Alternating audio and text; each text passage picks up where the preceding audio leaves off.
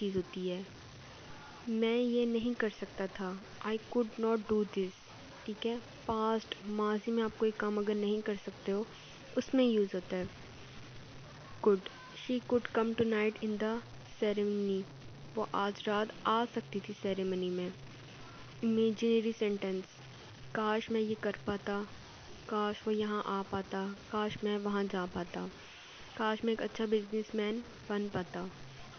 यानी कि एक ख्वाहिश है जिसको आप कर सकने की सोच सकते हो, सोच रहे हो। I wish I could do this, काश मैं ये कर पाता। I wish I could become a good businessman, काश मैं एक अच्छा बिजनेसमैन बन पाता। तो ये हो गई इमेजिनरी ख्वाहिशात के इजहार के लिए भी हम कुड यूज़ कर सकते हैं, एबिलिटी के लिए भी, कोई पास्ट की एबिलिटी को लिए, एंड देन इमेजिनरी सेंटेंस में भी हम कुड का यूज़ कर सकते हैं। नेक्स्ट क्या आ रहा है, कुड